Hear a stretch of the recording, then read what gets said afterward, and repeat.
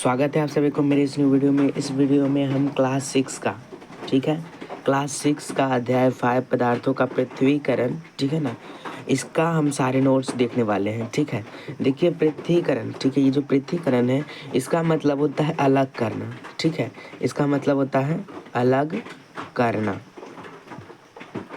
ठीक है, इसे समझ गए पृथ्वीकरण, यानी कि हम इस अध्याय में देखेंगे कि पदार्थों को अलग करने की विधियाँ और सारे कुछ पॉइंट्स को समझेंगे आसानी से। ठीक है, तो देखिए आपका सारा पॉइंट्स में पहला स्टार्ट होता है कि मिश्रण। ठीक है, देखिए दो या दो से अधिक तत्वों के यौगिक उनके मिलने से बनता है और उसे मिश्रण कहलाते हैं, वो मिश्रण कहलाता है।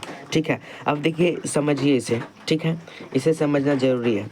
देखिए ये जो है हमारा, समझ लीजिए ये ग्लास है। ठीक है, अब देखिए इस ग्लास में क्या करते हैं, एक काम करता हूँ मैं अच्छे से ग्लास बना देता हूँ आप लोगों के लिए। ठीक है, तो देखिए समझ लीजिए ये हमारा एक ग्लास है। ठीक है, अब इस ग्लास में क्या है, यहाँ तक हम पानी भर देते हैं। ठीक है, यहाँ तक हम पानी भर देते हैं, यहाँ तक पानी भरा हुआ है।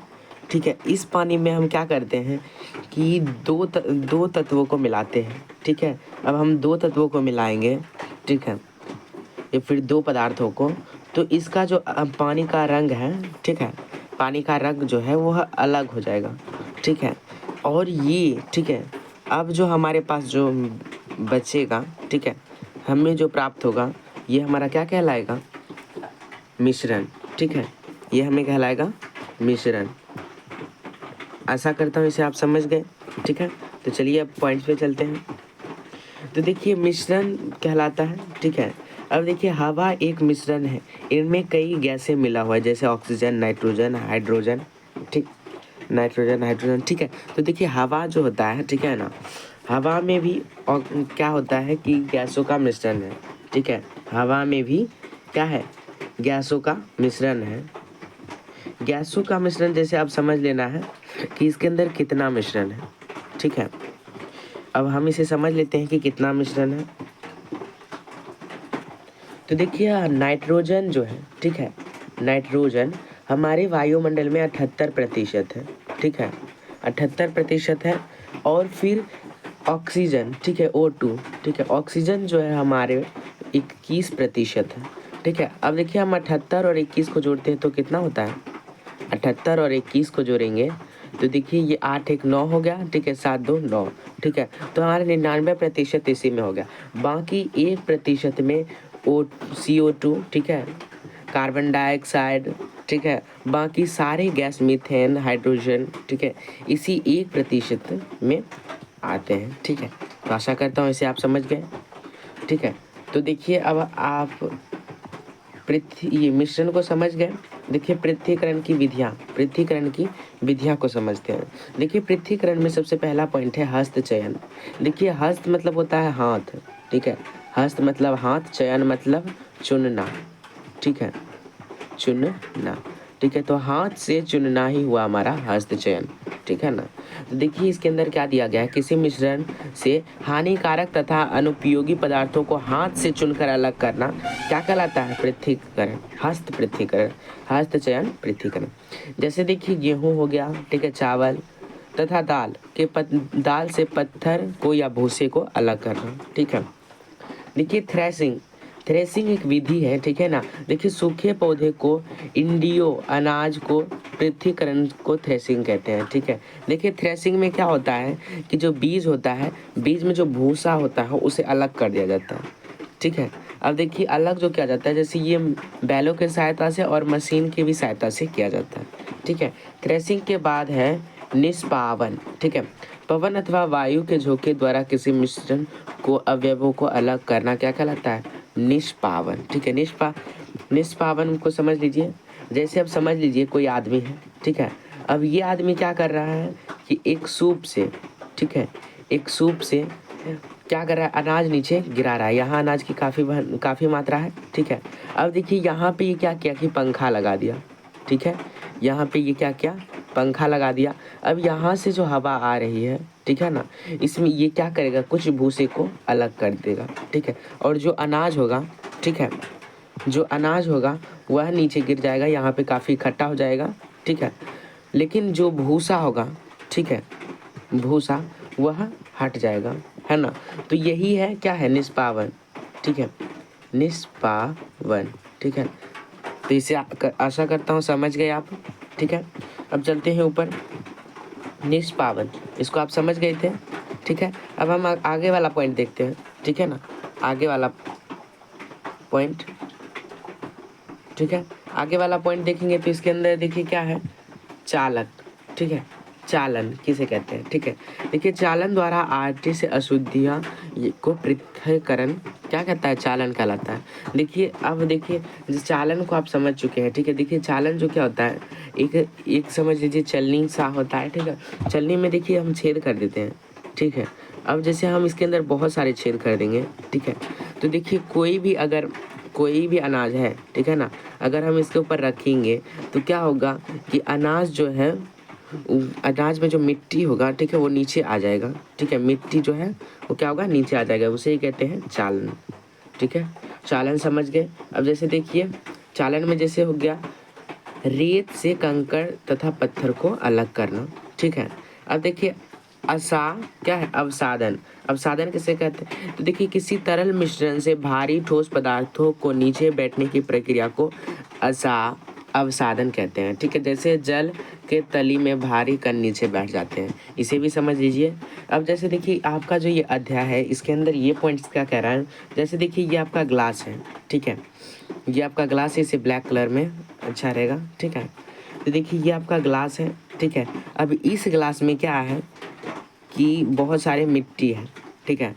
तो मिट्टी कुछ समय रखेंगे, कुछ समय के लिए अगर अब हम रखेंगे मिट्टी को तो क्या होगा, जैसे कि हम समझ लेते हैं भूरा कलर का मिट्टी होता है, तो यहाँ भूरा रंग ले लेते हैं, भूरा है नहीं, ये ले लेते हैं, ठीक है। अब देखिए हम यहाँ से क्या करते हैं, सॉरी, देखिए ये मिट्टी यहाँ पे बैठ जाएगा, जब सूख जाता है तो क्या होता है, मिट्टी बैठ जाता है, ठीक है। और ऊपर क्या होगा, पानी ही पानी सिर्फ, ठीक है। तो देखिए ये जो होगा, ठीक है, इसके अंदर देखिए क्या हुआ, उसके अंदर, ठीक है, जो पानी था, ठीक है, पानी में जो कचरा था, ठीक है, जो भी कचरा था वह नीचे आ चुका था, ठीक है, यहाँ पर नीचे बैठ गया था, ठीक है, यहाँ पर नीचे सारे बैठ गए थे कचरे, और शेष जो पानी बचा हुआ था, शेष पानी वो ऊपर आ गया था, ठीक है। तो देखिए यहाँ पे ये जो पानी अलग हुआ, ठीक है, और यहाँ मिट्टी जो अलग हुआ, ठीक है, यही क्या प्रक्रिया हुआ, निष्पादन, समझ गए। अब देखिए आगे चलते हैं, निष्पादन नहीं था, वो था अवसादन, ठीक है ना। अब देखिए अगला जो हम आपका पॉइंट है वो है निस्तारण। देखिए रेत और जल के मिश्रण, रेत, ठीक है, रेत जो है के भारी कण तली में बैठ जाते हैं, निष्पादन विधि द्वारा इसे अलग किया जाता है, ठीक है।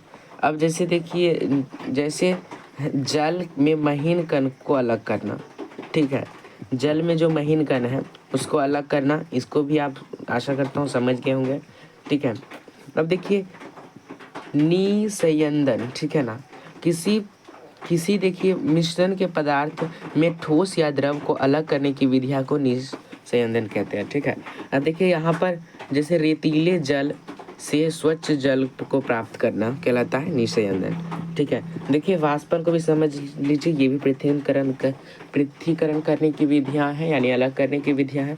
देखिए वाष्पीकरण, जल को उसके वाष्प में परिवर्तित करने की प्रक्रिया को वाष्पीकरण कहते हैं। जैसे सूर्य प्रकाश से जल गर्म होकर वाष्पन द्वारा धीरे धीरे क्या होता है, वाष्प में बदलने लगता है, गर्म होकर धीरे धीरे वाष्प में बदलने लगता है। अब इस वाष्पन विधि द्वारा किसी को कैसे अलग कर सकते हैं, तो इसे भी आप समझ लीजिए कि कैसे अलग कर सकते हैं। जैसे अब देखिए ये जो है हमारा, ठीक है ना, एक टैंक है, ठीक है ना। अब इस टैंक में क्या है कि यहाँ तक पानी ही पानी है, ठीक है, यहाँ तक जो है केवल पानी ही पानी है, पानी ही पानी, ठीक है। अब यहाँ इतना पानी है, ठीक है ना। अब इस पानी में क्या हुआ कि कुछ ना छोटे छोटे कंकर या कुछ चीज़ मिले हुए हैं, ठीक है ना। अब इसको हम कैसे अलग करेंगे, तो देखिए इसको जो हम अलग कर सकते हैं केवल एकमात्र विधि से, ठीक है, वाष्पन विधि से, ठीक है, वाष्पन, ठीक है, वाष्पन विधि से इसे हम अलग कर सकते हैं। इस विधि में क्या होगा कि हम जो कंकर होंगे या छोटे छोटे ये नीचे ही बैठ जाएंगे, ठीक है, यह नीचे ही बैठ जाएंगे। शेष जो पानी होता है, ठीक है, शेष जो पानी होता है ये ऊपर उठने लगेगा, ठीक है, ये ऊपर उठने लगेगा, जिसके कारण क्या होगा कि जो शेष बचा हुआ रहेगा, ठीक है ना, यह ऊपर उठने लगेगा, ठीक है, पानी यहाँ से, और जो शेष बचेगा, शेष जो कंकर पत्थर बच जाएंगे, ठीक है ना, वो नीचे ही रह जाएंगे, ठीक है। आप समझ गए इसे, आगे चलते हैं। वाष्पन समझ के नमक, ठीक है। देखिए सूर्य के प्रकाश से जल गर्म होकर वाष्पन द्वारा धीरे धीरे वाष्प में बदलने लगता है। कुछ समय बाद जल वाष्पित हो जाता है, ठीक है ना। तो देखिए इससे भी नमक इससे हम अलग कर सकते हैं इस विधि से, ये कुछ खास नहीं था, ठीक है। अब देखिए आगे क्या है, तथा ठोस लवण नीचे दब जाते हैं, जिससे लवणों के मिश्रण का शोधन करके साधारण नमक प्राप्त किया जाता है। तो देखिए ये नमक प्राप्त करने की विधि था, ठीक है ना, नमक प्राप्त करने की विधि था। तो देखिए इसके अंदर क्या बताया गया है कि आपको, कि जैसे कि आपके पास कोई टब है, ठीक है, कोई भी टब है, जैसे हम यहाँ पे टब कर देते हैं, ठीक है। अब इसके अंदर हमारा क्या है, नमक है, ठीक है ना, ये हरा जो कलर है, ठीक है ना, इसे हम क्या कहते हैं, नमक नाम देते हैं, नमक, ठीक है। तो देखिए पानी में हम यहाँ पे पानी डाल देते हैं, ठीक है, ये जो है हमारा, ठीक है, पानी है, ठीक है। तो देखिए हमारी जैसे कि पानी में जब हम लवण को मिला देते हैं तो कुछ पता ही नहीं चलता है कि नमक कहाँ गया, ठीक है। तो नमक हमें पता ही नहीं चलता है कि कहाँ गया है, ठीक है, परंतु वाष्पन विधि द्वारा हम इसे अलग कर सकते हैं, ठीक है, ऐसे समझ गए। संतृप्त विलयन, ठीक है, संतृप्त विलयन, देखिए जिस विलयन में कोई पदार्थ और अधिक ना घुल सके उस पदार्थ को संतृप्त विलयन कहते हैं, ठीक है। इसे समझ लीजिए क्या कह रहा है, ठीक है। तो देखिए संतृप्त विलयन में देखिए क्या कहा जा रहा है, जैसे कि आपके पास कोई, जैसे कि हम समझ लेते हैं यहाँ पे पानी है, ठीक है ना। अब इस पानी में हम क्या करते हैं, ठीक है, ये पानी है, इस पानी में हम क्या करते हैं ना, बहुत सारा इसके अंदर, अब इसके अंदर हम क्या करते हैं, एक चीनी मिला देते हैं, ठीक है, चीनी, ठीक है, ये हमारा रंग चीनी को दर्शाएगा, ठीक है। तो देखिए इसके अंदर जब हम चीनी मिलाएंगे तो ये तो इसके अंदर पूर्ण रूप से मिल जाएगा, लेकिन देखिए सारा ही मिल जाएगा और पानी का आयतन भी क्या होगा कि उतना ही रहेगा पानी का आयतन, परंतु एक समय के पश्चात क्या होगा कि चीनी जो है इसके अंदर घुलेगा ही नहीं, ठीक है ना, और इसे क्या कहेंगे, संतृप्त विलयन। इसे समझ गए।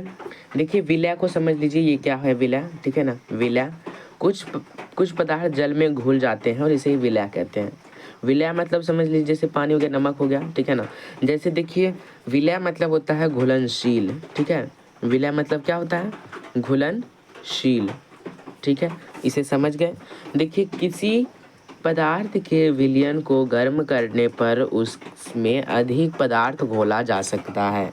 अब जैसे देखिए संतृप्त विलयन में आपको बताया गया था कि उसमें क्या होता था, संतृप्त विलयन में, ठीक है, संतृप्त विलयन में आपको बताया गया था कि इसके अंदर दो पदार्थ मिले रहते हैं, ठीक है, जैसे ये समझ लिया हमारा पानी है, ठीक है ना, और इसके अंदर हम चीनी मिलाते हैं, ठीक है, चीनी और पानी, ठीक है, इसके अंदर हम चीनी मिलाते हैं तो एक समय ऐसा आएगा कि चीनी इसके अंदर नहीं मिलेगा, ये बताया गया था आपको, ठीक है। परंतु गर्म जब हम कर देते हैं इसको, ठीक है, पानी को जब हम गर्म कर देते हैं तब इसके अंदर और कुछ चीनी को मिलाया जा सकता है। इसे क्या कहते हैं, अति परासनी विलयन, अति परासन विलयन, ठीक है, इसे समझ गए। तो इस प्रकार आपका जो सारा अध्याय है अध्याय पार्ट 5 का पृथ्वीकरण, ठीक है ना, वो सारे पॉइंट्स आपको लिखा दिया गया है। आपको ही कुछ नहीं करना है, सिर्फ आपको ये याद करना है। अगर याद करना है और याद अगर कर लेते हैं तो रोज़ दिन रिवीजन भी करें, रिवीजन आपके लिए ज़रूरी है, ठीक है। तो आपका इसी तरह आपका अध्याय समाप्त होता है। तो मिलेंगे कभी और वीडियो में, तब तक के लिए बाय बाय, और आप अपना पढ़ाई जारी रखें। हम जल्द ही आपके समक्ष न्यू वीडियो के साथ उपस्थित रहेंगे, तब तक के लिए बाय बाय।